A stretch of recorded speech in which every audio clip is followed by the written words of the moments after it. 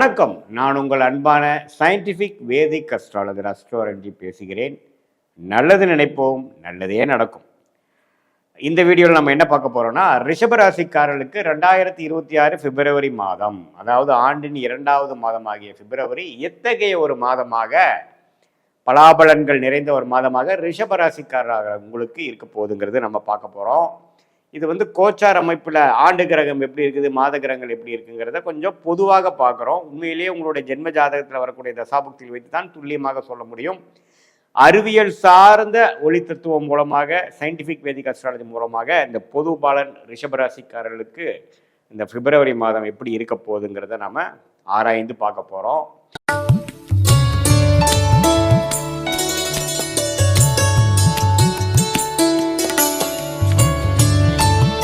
இப்போ பாருங்க, ரிஷபராசிக்கு ஆண்டு கிரகமாகிய குரு 2ஆம் இடத்திலிருந்து 8ஆம் இடத்தை பார்க்கிறார், 10ஆம் இடத்தை பார்க்கிறார், 6ஆம் இடத்தை பார்ப்பது மாதம் முழுவதும் எந்த மாற்றமும் இல்லை. நல்ல ஒரு அமைப்பு. பணப்புழக்காட்டம், வரவேண்டிய பணம் வருவதற்கு, தொழில் மேன்மை அடைவதற்கு, இது எல்லாத்துக்குமே ஓரளவுக்கு நல்ல ஒரு அமைப்பு தான். அதே சமயத்தில் சனி பாருங்க 11ஆம் இடத்திலேயே நீடித்து அந்த மாதம் முழுவதும் இருக்கிறார், எந்த பயிற்சியும் இல்லை. அதே சமயத்தில் ராகு 10ஆம் இடத்திலும் 4ஆம் இடத்துல கேதுவும் இருக்கிறார். ஸோ ஆண்டு கிரகத்தின் சஞ்சாரம் ஓரளவுக்கு நல்லா பாசிட்டிவாக இருக்குங்க. மாத கிரகத்தின் சஞ்சாரம் பார்த்தீங்கன்னா, ராசி அதிபதியாகிய சுக்கிரனே 9ஆம் இடத்துல ஒரு அந்த மாதத்தின் முதல் வாரம் இருந்துட்டு, அதுக்கப்புறம் பார்த்தீங்கன்னா செகண்ட் வீக்ல இருந்து 10ஆம் இடத்துக்கு மாறுகிறார். 10ஆம் இடத்துக்கு மாறி குருவின் பார்வை பெறுகிறார். ஸோ செகண்ட் வீக் ஆஃப் பிப்ரவரியிலிருந்து ரிஷபராசிக்காரர்களுக்கு தொழில் மேன்மை, வேலை மேன்மை, வேலை முன்னேற்றம், டிரான்ஸ்ஃபர், ப்ரொமோஷன், எல்லா நல்ல விஷயங்களும் நடக்கக்கூடிய அமைப்புகள் இருக்கு. ஏன்னா 10ஆம் இடத்துக்கு ராசி அதிபதியும் மாறுறாங்க. கொஞ்சம் அதே வாரத்தில் பார்த்தீங்கன்னா புதன் மாறுறார். அதே சமயத்தில் ஒரு மிடில் ஆஃப் த மந்த்தில் சூரியன் 10ஆம் இடத்துக்கு வருகிறார். ஸோ தொழில், வேலை, உங்களுடைய ஸ்டேட்டஸ் இன் லைஃப், நீங்கள் எந்த ஸ்டேஜஸ் இன் லைஃப்பில் நீங்கள் இருந்தாலும் பரவாயில்லை. ஃபோக்கஸ் உங்களுடைய ஐடென்டிட்டி, உங்களுடைய ஸ்டேட்டஸை குறிக்கக்கூடிய அமைப்புக்கு மேலே நீங்கள் ஃபோக்கஸ் பண்ணி அதுக்கு வேணுங்கிற தருணத்தை நீங்களே உருவாக்கக்கூடிய ஒரு அற்புதமான ஒரு அமைப்புகள்லாம் காட்டுதுங்க. ஸோ இது இந்த ஒரு 15-20 நாட்கள் குறிப்பாக சொல்லணும்னா, செகண்ட் வீக்லேருந்து சில விஷயங்கள் உங்களுக்கு இவ்வளோ நாளாக நம்ம எதிர்பார்த்துட்டு இருந்த அமைப்பு டக்குன்னு வருதேயா, நம்ம டக்குன்னு அதை யூஸ் பண்ணிக்கலாமான்னு கேட்டால் கண்டிப்பாக நல்ல விஷயத்துக்காக நடக்குது. ஏன்னா சனியே 11ஆம் இடத்துலேருந்து உங்களுக்கு ஏதோ இந்த 1.5 வருஷம் 2 வருஷத்தில் ஒரு லாபத்தையும் ஒரு இம்ப்ரூவ்மெண்ட்டையும் கொடுத்துக்கிட்டு போகணும் அப்படிங்கிறத இந்த மாத கிரகங்கள் குறிப்பாக ராசி அதிபதி மூலமாக எப்போ கொஞ்சம் பாசிட்டிவாக வருதோ அந்த நேரத்தில் நல்ல அமைப்புகள் நமக்கு கிடைக்கக்கூடிய அமைப்பு ரிஷபராசிக்காரர்களுக்கு கண்டிப்பாக உண்டு.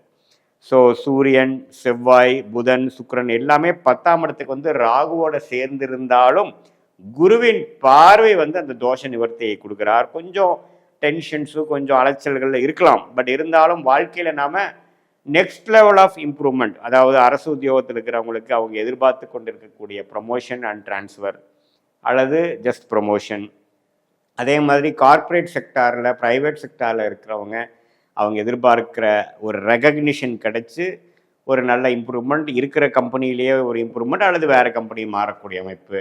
அதே சமயத்தில் தொழிலில் இருக்கிறவங்க பார்த்தீங்கன்னா இன்னொரு டிவிஷன் புதுசாக ஆரம்பிக்கிறது, இன்னொரு தொழிலை ஆரம்பிக்கிறது, இருக்கிற தொழிலை அபிவிருத்தி பண்ணுவது, கிளைகள் போடுவது, டர்ன் ஓவர் இம்ப்ரூவ் பண்ணுறது, அது மாதிரி நல்ல விஷயங்கள் அதிகமாக கொடுக்கக்கூடிய அமைப்புகள். குருவின் பார்வை 10ஆம் வீட்டில் 4 கிரகத்தை பார்ப்பதனால ரிஷபராசிக்காரர்களுக்கு கடந்த 3-4 மாதமாக எதிர்பார்த்துட்டு இருக்கக்கூடிய வாய்ப்புகளை இந்த மாதம் உங்களுக்கு குறிப்பாக சொல்லணும்னா ஒரு செகண்ட் வீக் மேலே கிடைக்கக்கூடிய, அதே நல்ல ஒரு கன்ஸ்ட்ரக்டிவான தசாபுக்திகள் போய் கொண்டு இருக்கக்கூடிய ரிஷபராசிக்காரர்களுக்கு கிடைக்கக்கூடிய அமைப்புகள் உண்டு.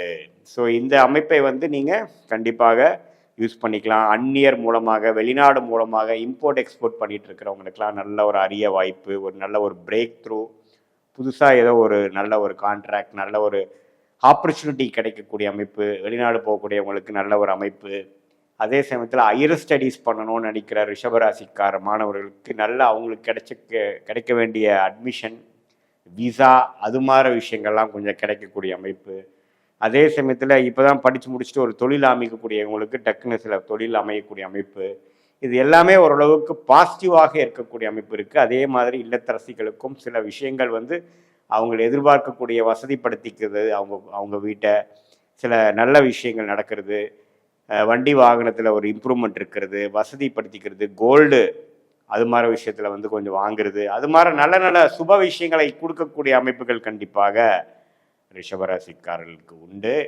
இது வந்து ஒரு பொதுவான ஒரு பலனை தவிர உங்களுடைய ஜென்ம ஜாதகம், அதாவது உங்களுடைய பிறந்த தேதி, பிறந்த நேரம், பிறந்த ஊர் வைத்து வரக்கூடிய உங்களுடைய திருக்கணித ஜாதகம் மூலமாக என்ன லக்னத்தில் பிறந்தீங்க, அந்த லக்னத்துக்கு இப்போ நடக்கக்கூடிய தசா புக்திகள் எப்படி போய்கொண்டிருக்கிறது, நல்ல தசைகளா, எப்படி புக்திகள் போயிட்டு இருக்கு. இப்போ கோச்சாரத்தில் பிப்ரவரியில் நல்ல மாதங்கள், நல்ல மாத பலன் கொடுக்குற மாதிரி அமைப்பு வரும்பொழுது அந்த தசா புக்திகளும் அது வாங்கி கொள்ளக்கூடிய அளவுக்கு சப்போர்ட்டிவாக இருக்கா, அல்லது அது கொஞ்சம் டிலே கொடுக்குதா என்னங்கிறதெல்லாம் உண்மையே தசநாதன் புக்திநாதனோட வலு, திக்பலம், திருக்பலம், ஸ்தானபலம், மற்றபடி ஒரு கிரகங்களும் எந்த மாதிரி பார்வையில் இருக்கார், எந்த கிரகத்தோட காம்பினேஷனில் இருக்காருங்கிறதை பார்த்து எந்த கர்ம பலன் உங்களுக்கு வேலை செஞ்சு கொண்டிருக்கிறது, என்ன ஆதிபத்தியம் போய்கொண்டிருக்கிறது, எது மாதிரி விஷயங்கள் எது மாதிரி டைமில் நடக்கக்கூடிய அமைப்புகள் இருக்குது, நம்மளுடைய பிராப்தங்கள் என்ன, எது நமக்கு யோகமான தொழில், எது நமக்கு யோகமான படிப்பு, அதுக்கு தகுந்த விஷயங்களுக்கு நாம் அலைன் ஆயிருக்குமா,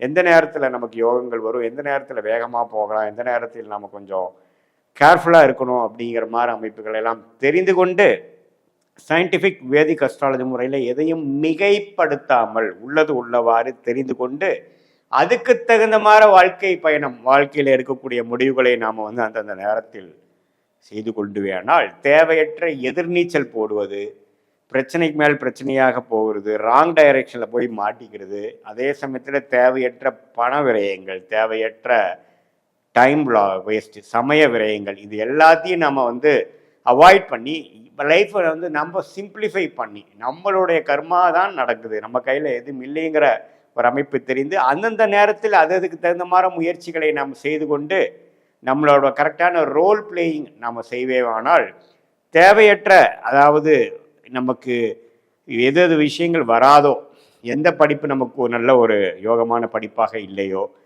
எந்த தொழில் நமக்கு செட் ஆகாதோ, எந்த மாதிரி துறையில் நம்ம வேலைக்கு போனோம்னா நமக்கு growth ஸ்லோவாக இருக்குமோ, அதெல்லாம் தெரிந்து அதை அவாய்ட் பண்ணி நமக்கு நேச்சுரலாக எது இருக்குங்கிறத பார்க்கும்பொழுது உங்களுக்கும் அதில் தான் இன்ட்ரெஸ்ட் இருக்கிற மாதிரி தான் வரும்.